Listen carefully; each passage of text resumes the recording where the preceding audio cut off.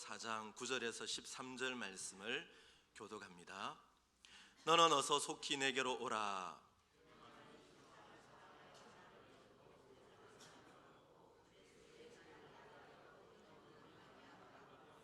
누가만 나와 함께 있느니라. 내가 올 때에 마가를 데리고 오라. 그가 나의 일에 유익하니라. 다 같이 내가 올 때에 내가 들어와 가보의 집에 둔 겉옷을 가지고 오고 또 책은 특별히 가죽 종이에 쓴 것을 가져오라. 아멘. 스위스의 정신과 의사인 폴 트루니에는 인생의 계절들이라는 그의 책에서 자연에 사계절이 있듯이 인생에도 사계절이 있다고 말합니다. 10대에서 20대는 봄이라고 할 수가 있습니다. 씨를 뿌리고 내일을 위해 준비하는 시간입니다. 성장과 성숙의 계절인 여름은 30, 40대 청장년기입니다. 의욕을 가지고 마음껏 일을 펼쳐가며 땀 흘리는 시기입니다.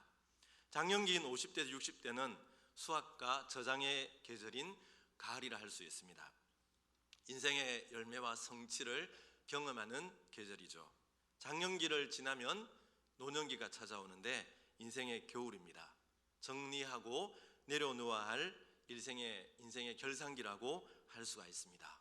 그런데 이 자연의 계절과 인생의 계절에는 중요한 차이가 있습니다.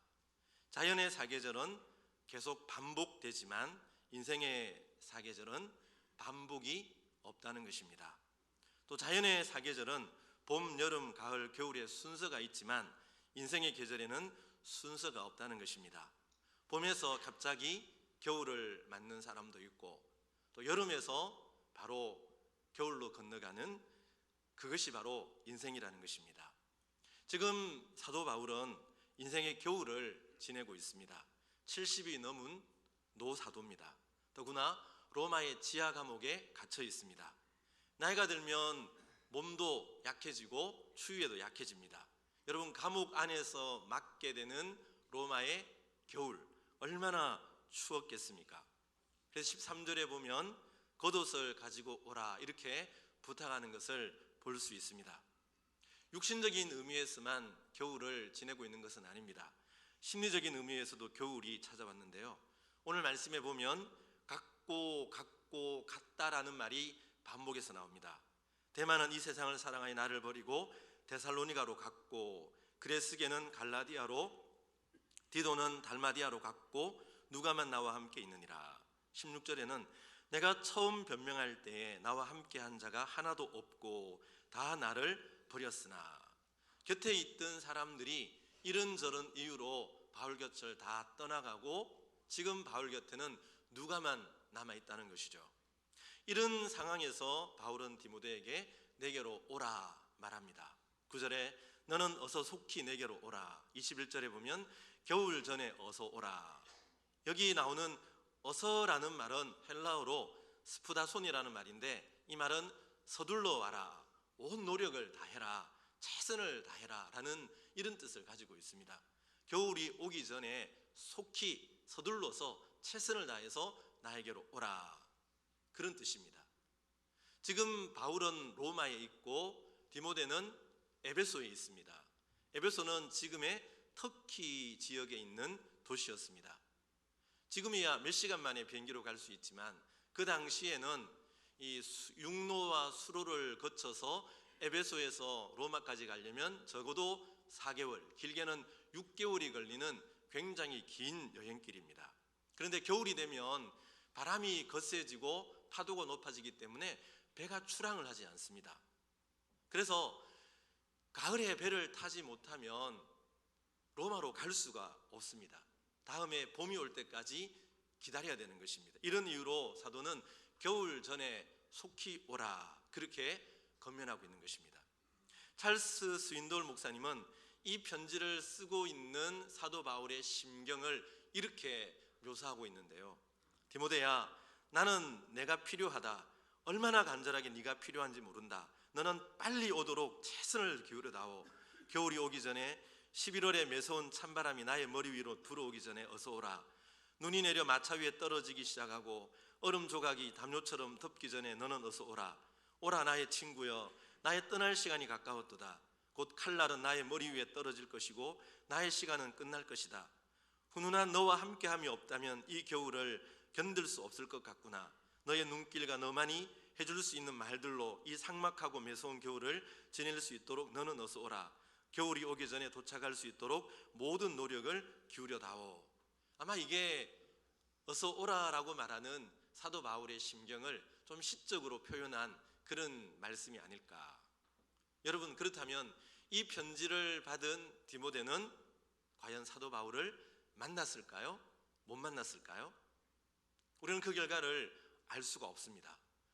디모데가 이 편지를 받자마자 만사를 제쳐두고 로마로 가는 배를 탔다면 아마 디모데는 로마에서 바울을 만났을 것입니다. 그의 순교의 현장까지 지켜보며 그의 마지막을 함께 할 수가 있었을 것입니다. 그러나 이런저런 일들 때문에 미루고 연기했다면, 겨울 전에 배를 타지 못했다면 그들은 만나지 못했을 것입니다. 만약 그랬다면 평생 디모데의 마음에는 후회와 회한과 아쉬움이 남았을 것입니다. 또 바울의 마음은 어땠을까요? 너를 보기를 원하면 나의 기쁨이 가득하려 함이라고 1장에서 말씀하고 있는데 그런 기쁨을 바울은 누리지를 못했을 것입니다. 교회 전승에 의하면 디모데는 바울을 만나지 못했다는 얘기가 있습니다. 배를 타지 못해 이듬해 봄에 로마로 갔지만 이미 순교한 후였고 디모데는 바울의 그 무덤 앞에서 울고 또 울었다는 그런 이야기를 우리에게 전해주고 있습니다. 여러분, 인생에는 때가 있습니다. 천하만사에 기한이 있다고 전도서 3장은 말씀하고 있지 않습니까? 한번 놓친 기회를 다시 되찾을 수도 있지만 때로는 한번 놓친 기회를 영원히 붙잡지 못할 때도 있는 것입니다. 우리 인생은 아날로그 시계처럼 계속 순환하는 것이 아니라 모래시계처럼 한번 지나가면 돌아오지 않습니다. 또한 인생의 계절에는 순서가 없습니다. 30대의 젊은이가 시한부 선고를 받기도 합니다. 40대 가장이 갑작스럽게 인생의 겨울을 맞이하는 경우도 흔히 봅니다. 누구에게나 예고 없이 찾아올 수 있는 것이 인생의 겨울인 것이죠. 그러므로 우리는 겨울이 오기 전에 겨울을 맞이할 준비를 해야 합니다. 인생의 겨울이 오기 전에 우리가 준비해야 할 것이 무엇일까요? 오늘 바울을 통해 몇 가지를 살펴보려 합니다. 가장 중요한 것은 지금 주님이 나와 함께 계시느냐라는 것입니다. 감옥에 있는 바울은 육체적으로 많이 연약해 있고 심리적으로 고독하고 외롭습니다. 그러나 바울은 그것 때문에 절망하거나 낙심하지 않습니다. 17절에 보면 그는 이렇게 고백합니다. 주께서 내 곁에 서서 나에게 힘을 주시면. 모든 사람이 다 떠나간 그런 외로운 자리, 그 자리에 주님이 나와 함께 계셔서 그 주님이 나에게 힘을 주시고 있다. 나의 아픔과 외로움을 아시고 나를 위로해 주시고 이 겨울을 이길 수 있는 힘과 능력을 공급해 주고 있다. 이런 고백을 하고 있는 거예요. 여러분, 누구에게나 인생의 겨울이 찾아옵니다. 누구에게나 마지막 죽음의 순간이 찾아옵니다. 그리고 누구나 인생의 마지막 순간에는 홀로입니다. 아무리 많은 사람이 내 인생의 마지막 길에 둘러서 있다 할지라도 나는 죽음의 골짜기를 홀로 통과해야 하는 것입니다. 이것이 세상 사람들의 필연적인 마지막 모습입니다. 그러나 우리 그리스도인들은 다릅니다. 죽음의 골짜기를 지날 때 그리스도인들은 홀로가 아닙니다. 다윗은 시편 23편에서 이렇게 고백합니다. 내가 사망의 음침한 골짜기로 다닐지라도 해를 두려워하지 않을 것은 주께서 나와 함께 하심이라. 이 죽음의 골짜기는 살아있을 때 만나는 환난과 고통의 골짜기일 수도 있지만 말 그대로 우리가 죽음의 길을 지나는 그 순간일 수도 있는 것입니다. 그런 사망의 골짜기를 지날 때도 주님은 나를 홀로 버려두지 아니하시고 나와 동행하시고 내 길을 인도해 주시는 선한 목자입니다라는 고백입니다. 마태복음 28장 20절에 보면 예수님이 이렇게 말씀하십니다. 볼지어다 내가 세상 끝날까지 너희와 항상 함께 있으리라. 여러분, 언제까지? 끝날까지. 어느 때예요? 항상이에요. 항상이라는 말은 기쁠 때나 슬플 때나 형통할 때나 어려울 때나 그리고 살아있을 때나 죽을 때나 영원히 함께 하신다는 약속의 말씀입니다. 여러분, 주님이 우리와 함께 하신다면 그것으로 충분하지 않습니까? 주님이 우리와 함께 하신다면 내 잔이 넘치나이다라고 고백할 수 있지 않습니까? 그게 예수 그리스도를 믿고 주님과 동행하는 그리스도인의 삶의 능력이고 비결이에요. 감리교의 창설자인 요한 웨슬리는 1791년에 88세의 나이로 주님 품에 안기게 되는데요. 이분은 세상을 떠나기 열흘 전까지 마지막 설교를 하고 이제 기력이 세해져서 병석에 누웠습니다. 병석에서 누워 무언가를 쓰려고 했지만 힘이 없어 펜을 쓸 수가 없습니다. 그때 곁에 있던 비서가 물었습니다. 선생님, 무슨 말을 쓰시려 하십니까? 제가 쓰겠습니다. 그러자 웨슬리는 이렇게 말했다고 합니다. 별로 쓸 것이 없다. 하나님께서 우리와 함께 계시다는 것밖에. 다른 것 아무것도 말할 것 없고 하나님이 지금 나와 함께 하신다는 이것밖에 할 말이 없다는 뜻이죠. 임종이 가까웠을 때 사람들이 그를 방문하고 그를 둘러섭니다. 웨슬리는 사람들을 보고 빙그레 웃으며 마지막 임종 전에 이런 말을 남겼다고 합니다. 제일 좋은 것은 하나님이 우리와 함께 계신다는 사실입니다. 여러분, 그 죽음의 골짜기로 들어갈 때 웨슬리는 함께 계신 주님과 함께 그 주님을 힘입어 빙그레 웃으며 제일 좋은 것은 하나님이 우리와 함께 계신다는 그 사실이다, 이렇게 말하며 죽음의 골짜기로 들어갔던 것이죠. 여러분 곁에 지금 주님이 계십니까? 여러분 심령에 주님께서 성령으로 여러분과 함께 하고 계십니까? 여러분들은 매일매일 그 주님을 힘입어 위로와 용기를 얻고 계십니까? 여러분들이 예수 그리스도를 믿고 거듭난 그리스도인이라면 주님은 그 약속의 말씀처럼 여러분과 우리와 함께 하십니다. 이사야 43장 1절 2절 말씀에 보면 내가 너를 구속하였고 내가 너를 지명하여 불렀나니 너는 내 것이라. 내가 물 가운데로 지날 때 내가 함께 할 것이라. 그렇게 약속하시면서 강을 건널 때도 불 가운데로 지날 때도 불꽃이 그리고 물이 너를 사르지 못하고 침몰치 못하리라, 그렇게 말씀하지 않습니까? 누구와 함께 하신다고 약속하십니까? 하나님께서 구속해 주신 사람, 하나님께서 지명하여 불러주신 그 사람과 함께 해 주신다는 거예요. 여러분, 우리 사도행전 3장 1절 2절 말씀에 보면 하나님의 세 가지 사역이 나오는데요. 첫째는 하나님의 창조 사역입니다. 모든 인류가 하나님의 창조 사역 안에 있습니다.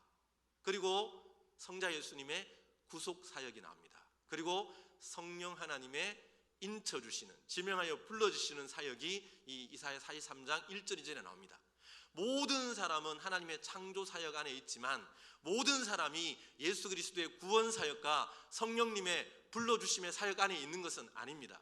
예수 그리스도를 믿고 고백하고 영접하고 주로 고백하는 그 사람만이 하나님의 창조 사역과 예수님의 구원 사역과 성령 하나님의 인쳐주심의 사역 안에 있고 바로 그런 사람들만이 하나님과 함께함의 은혜를 경험할 수가 있는 거예요. 여러분 곁에 지금 그 주님이 함께 계시다면 그 주님은 여러분의 인생의 마지막 끝날까지, 아니 우리가 사망의 음침한 골짜기를 지나는 그 순간에도 우리의 선한 목자가 되어주시고 우리와 함께 해주시는 거예요. 물론 우리 눈에 보이지 않을 수도 있습니다. 때로는 너무 힘들어 그 문제 때문에, 고통 때문에 곁에 계셔서 나에게 위로하시고 힘을 주시는 그 주님의 은혜의 손길들이 느껴지지 않을 때도 있습니다. 그러나 그 순간에도 주님은 여전히 내 곁에서 나에게 힘을 주시고 나를 위로해 주시는 분임을 고백할 수 있어야 됩니다. 이게 믿음이에요. 여러분, 아직까지도 이 은혜가 무엇인지를 모르신다면, 아직까지도 내가 예수 그리스도를 나의 주님으로 구원자로 고백하지 않은 분들이 있다면 이 시간 여러분의 영혼의 문제를 진지하게 깊이 생각해 보시기 바랍니다. 여러분, 시간은 휙 지나가고 인생의 겨울이 순간 찾아옵니다. 어떤 분이 우리의 인생을 영어의 그 운율을 이용해서 이렇게 요약하더라고요. 인생은 허리, 워리, 베리. 인생은 막 바쁘게 서둘러 살다가 살아갑니다. 그런데 그렇게 바쁘게 살아 우리의 인생에는 워리, 염려와 걱정만이 가득합니다. 그렇게 염려와 근심을 지고 바쁘게 살다가 벨이 무덤에 파묻히고 마는 것이 인생이라는 거예요. 생각해보면 맞는 말 아닙니까? 확 바쁘게 살다가 근데 인생은 염려와 근심밖에 없어요. 그렇게 살다가 무덤에 턱 묻히고 마는 인생이라는 거죠. 그래서 전도서 12장에 보면 이렇게 권면합니다. 너는 청년의 때에 너의 창조주를 기억하라. 곧 공과 날이 이르기 전에 나는 아무 낙이 없다고 할 해들이 가깝기 전에 그리하라. 그러니까 월이 베리하는 인생이 아니라 바쁘게 뛰어가는 너의 인생을 잠시 멈추어 서서 너의 인생의 문제를 진지하게 생각해 보라는 거예요. 인생의 겨울이 확 다가오기 전에 지금 이 순간에 너의 인생의 문제를, 내가 구원받은 사람인지 주님이 지금 내 곁에 함께 계시는지 진지하게 너의 영혼의 문제를 돌아보고 살펴보고, 그리고 내가 구원받은 사람인지 점검해 보라는 얘기죠. 여러분들이 예수 그리스도를 영접하고 주님이 내 곁에 계시다는 사실을 확신하며 살아간다면 여러분은 진정 복 있는 사람입니다. 그런 사람은 인생의 겨울이 찾아와도 염려할 것이 없습니다. 모든 사람이 다 나를 떠난다 할지라도 주님이 내 곁에 계신다면 그 주님 한 분만으로 나는 넉넉히 힘을 얻고 용기를 얻고 사망의 엄침한 골짜기로 지나갈 수도 있습니다. 그러므로 여러분, 아직까지도 이 구원의 문제를 해결하지 못한 분들은 돌아가셔서, 아니 이 시간 진지하게 마음을 열고 예수 그리스도를 마음에 영접하시기 바랍니다. 거듭나야 합니다. 예수님이 여러분 마음에 들어오셔야 하고 주님이 여러분 곁에 계셔야 합니다. 그것이 인생의 겨울을 준비하는 지혜입니다. 그 다음 두 번째, 겨울이 오기 전에 바울은 다른 사람들과의 관계를 아름답게 정리할 것을 본을 보여주고 있습니다. 오늘 본문에 보면 여러 이름들이 나옵니다.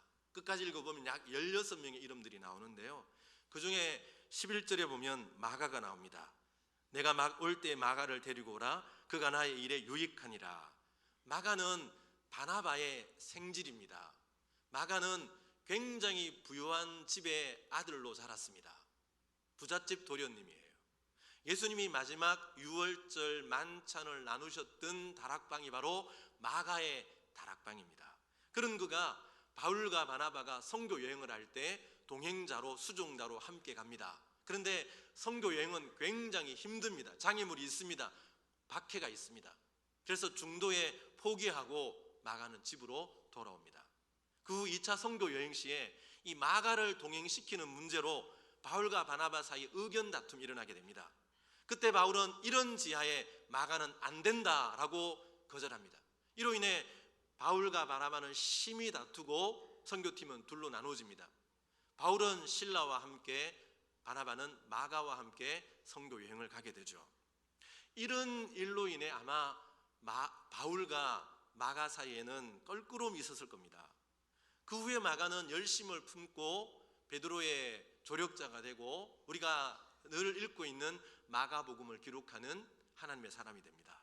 사도는 이 인생의 겨울에서 디모데에게 네가 올 때 마가를 데리고 오라. 그가 나의 일에 유익하다라고 말합니다. 여러분, 마지막 죽음을 앞두고 있는 그 바울에게 마가가 어떤 유익을 줄 수 있을까요? 바울은 두 사람 간의 그 껄끄러운 관계를 털어버림으로 서로가 유익을 누리기를 원했던 것이죠. 잘못은 어디까지나 마가에게 있었지만 바울은 지금 시시비비 잘잘못을 따지고 싶은 것이 아니라 자기로 인해 혹 상처를 받았을지도 모를 마가의 마음을 어루만져주고 그의 마음을 회복시켜주고 싶었던 것이죠. 그래서 마가를 데리고 오라, 그렇게 말씀하고 있는 것입니다. 또 16절에 이렇게 말합니다. 내가 처음 변명할 때에 나와 함께 한 자가 하나도 없고 다 나를 버렸으나 그들에게 허물을 돌리지 않기를 원하노라. 1차 감옥에 갇혔을 때는 많은 사람이 바울 곁에 있었지만 이제 두 번째로 감옥에 갇혔을 때 함께 있었던 대부분의 사람들이 이런저런 이유로 다 떠나가고 말았습니다. 그러나 사도는 이들을 향해 원망이나 불평하지 않습니다. 그들에게 허물을 돌리지 않기를 원하노라. 여러분, 이 말씀 속에서 예수님이 십자가에 드렸던 기도, 스데반이 돌에 맞아 죽을 때 하나님을 향해 드렸던 기도가 생각나지 않습니까? 하나님, 그들의 죄를 그들에게 돌리지 마십시오. 지금 바울은 그들의 허물을 돌리지 않기를 원하노라. 바로 예수님의 본, 스데반의 본을 따라 이런 고백을 하고 있는 것입니다. 여러분, 우리가 살아가다 보면 때로는 오해가 생길 때도 있고, 때로는 그 오해 때문에 마음에 원한과 껄끄러움이 생길 수도 있습니다. 나의 마음을 섭섭하게 하는 사람이 있는가 하면 내가 누군가의 마음을 섭섭하게 하고 상처를 줄 때도 참 많습니다. 목회자 때문에 여러분 상처받았을 수도 있습니다. 그런가 하면 목회자 역시 성도들 때문에 상처를 받을 때도 있습니다. 그러나 인생의 겨울이 오기 전에 마음에 맺힌 것을 반드시 풀어야 합니다. 용서와 화해의 관문을 지난 후에 주님께로 가야 한다는 것입니다. 여러분, 원한과 상처를 품고 혹은 누군가에게 원한과 상처를 남기고 주님 앞에 설 수는 없는 것입니다. 우리는 하나님께 1만 달란트를 탕감받은 자이기 때문에 내게 100데나리온 빚진 자들, 그리고 내가 누군가에 빚진 것들이 있다면 우리는 용서해야 하고 용서받아야 하고 사과해야 하고 또 사과할 수 있어야 되는 것입니다. 탁월한 영성가였던 헨리 나우에는 어느 날 교통사고로 죽음의 위기까지 갔다가 다시 회복합니다. 그 후에 병상에서의 체험을 거울 너머의 세계라는 짧은 에세이로 발표를 했는데요. 그는 이 책에서 이런 말을 하고 있습니다. 산다는 것보다 죽는 것은 더 중요한 의미가 있다. 죽을 때 나도 죽음으로부터 자유해야 하지만 내 죽음을 통해서 나와 관계 맺은 모든 사람도 자유하게 해야 한다. 나에게 상처를 주고 억울하게 만들고 나에게 섭섭하게 했던 그 사람들까지도 풀어주어서 내가 죽은 이후에 그들이 자유를 가질 수 있도록 만들어주는 것은 죽음에서의 또 하나의 해방이다. 여러분, 우리가 죽음의 순간에는 내가 남과 화해하고 죽음으로 내게도 자유를 주지만 남아있는 사람들에게도 자유를 준다는 거예요. 참으로 중요한 얘기 아닙니까?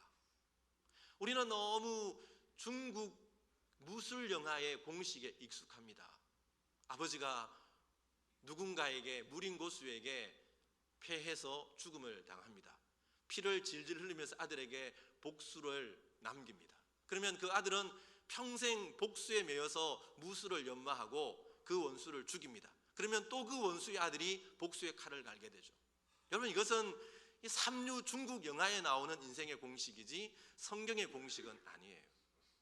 성경의 공식은 죽음의 순간에 내 안에 있는 모든 상처들, 심지어 원수라 할지라도 원한이라 할지라도 다 풀어버리고 남은 자들에게 자유를 줌으로써 내가 진정으로 자유함을 가지고 하나님 품에 안길 수 있는 것, 이게 성경이 가르치는 용서의 길이라는 것입니다.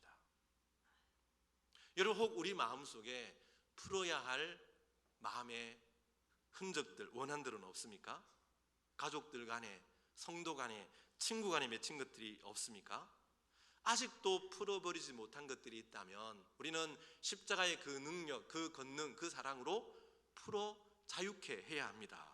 주님께서 1만 달란트 빚진 나를 용서해 준 것처럼 내게 100데나리온 빚진 나의 동료들을 용서할 수 있어야 됩니다. 겨울이 오기 전에 너그러운 마음과 십자가의 사랑으로 모든 관계를 아름답게 정리해야 하는 것이죠. 여러분, 특별히 예수 믿는 사람들은 죽음 이후에 천국에서 다시 만날 사람들입니다. 그러므로 우리는 동료 그리스도인 된 서로를 향해서 용서하고 용서받고 풀어버리는, 자유케 하는 이런 시간들을 반드시 가져야 되는 것입니다. 그럴 때 우리는 우리 인생의 겨울이 온다 할지라도 따뜻하고 아름다운 계절을 지나갈 수가 있는 까닭입니다. 마지막 셋째로, 인생의 겨울이 오기 전에 하나님의 말씀으로 우리의 영혼을 부욕케 해야 함을 오늘 본문은 말씀합니다. 13절 말씀에 보면 내가 올 때에 내가 들어와 가보의 집에 둔 겉옷을 가지고 오고 또 책은 특별히 가죽 종이에 쓴 것을 가져오라.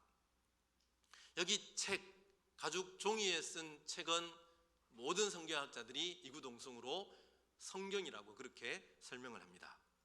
오늘 우리는 66권 말씀이 다 기록된 성경책을 가지고 다닙니다. 아주 얇게 포켓용 성경도 있습니다. 또 요즘은 스마트폰에 성경 66권을 다운받아서 수시로 볼 수가 있습니다. 그러나 바울 시대의 성경은 엄청나게 많은 부피를 가지고 있었습니다.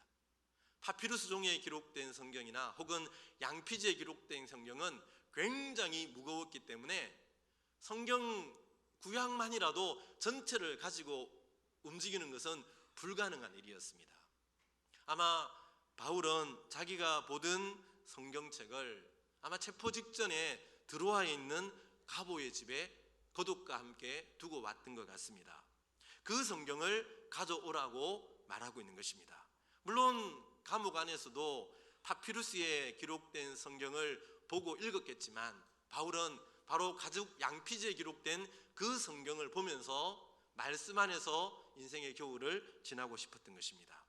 마지막 순간에 바울이 곁에 두고 싶었던 책 한 권은 바로 하나님의 말씀인 성경이었습니다.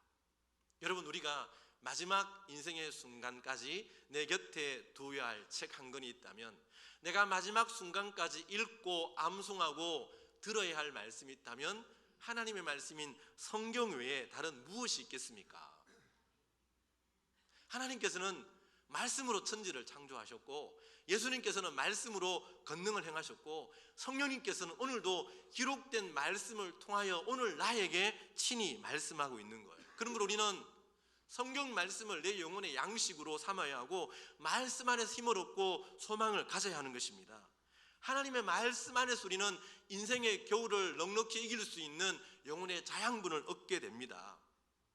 우리가 오늘 교동문에 시편 1편의 말씀을 읽었습니다. 거기 보면 복 있는 사람이 어떤 사람입니까?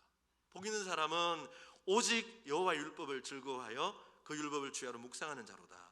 그는 시냇가에 심은 나무가 철을 따라 열매를 맺으며 그 잎사귀가 마르지 아니함 같으니 그가 하는 모든 일이 형통하리로다.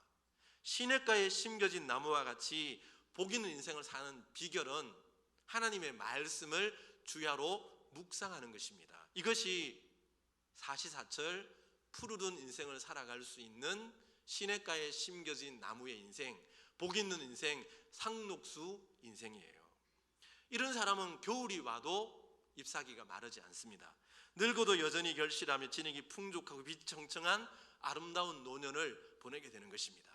여러분, 이 성경을 언제부터 읽어야 할까요?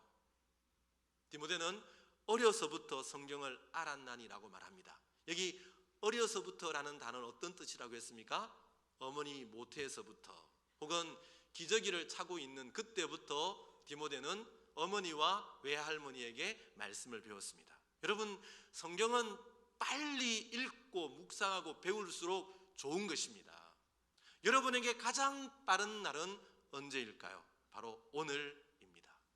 오늘부터 말씀을 부지런히 읽고 읽는 훈련을 하시고 말씀 안에 거하시기 바랍니다. 지난 수요일 저는 여호수아 말씀을 강론하면서 111 비전에 대해서 말씀을 드렸습니다. 올해 우리 교회가 설립 111주년을 맞게 됩니다. 제가 묵상하는 가운데 교회 설립 111주년에 저 나름대로 111 비전을 한번 찾아봤습니다. 우리 작년 오늘 기도할 때 말씀을 드렸지만 첫 번째 일은 1년에 최소한 성경 일독을 해보자는 것입니다. 여러분, 이것은 최대치가 아니라 최소치입니다. 세례받은 그리스도인이라면 최소한 1년에 일독은 해야 됩니다. 직분자라면 그 이상 되어야 합니다. 두 번째 일은 10일짜리니까 하루에 매일 10분 이상 기도해 보는 것입니다. 아침, 점심, 저녁 먹을 때 잠시 식사기도 하는 것 외에 정말 시간을 정해서 하루에 매일매일 10분 이상 기도해 보는 것입니다. 그리고 마지막 일은 올 한 해 한 영혼을 그리스도께로 인도해 보는 겁니다. 이게 제가 선포한 111 비전입니다. 여러분, 우리가 하나님 말씀을 읽어야 됩니다. 아니, 그리스도인이라면 최소한 자기 나이만큼은 성경을 읽고 주님 앞에 갈 수 있어야 되는 것 아닙니까? 어느 날 어떤 사람이 톨스토이에게 물었습니다. 선생님, 저의 인생이 바뀔 수 있는 길이 무엇입니까? 이렇게 물었답니다. 우리 중고등부 학생들, 여러분의 인생이 바뀔 수 있는 비결이 뭘까요? 그때 톨스토이가 이렇게 대답을 합니다. 좋은 사람을 만나십시오. 그렇지 않으면 좋은 책을 만나십시오. 좋은 사람을 만나든지 좋은 책을 만나든지 그러면 인생이 바뀌게 된다는 거예요. 여러분, 세상에서 가장 좋은 분은 예수 그리스도 그분입니다. 우리가 예수님을 만나면 우리의 인생은 진정으로 바뀌게 됩니다. 그 좋으신 주님을 어디서 만나게 됩니까? 바로 성경 말씀 안에서 좋으신 예수님을 만나게 되는 거죠. 그래서 우리가 정말 말씀 안에서 말씀을 읽고 그 말씀 안에 계신 주님을 만나면 우리의 인생은 바뀔 수밖에 없습니다. 주님을 만난 사람의 어제와 오늘은 다를 수밖에 없는 거예요.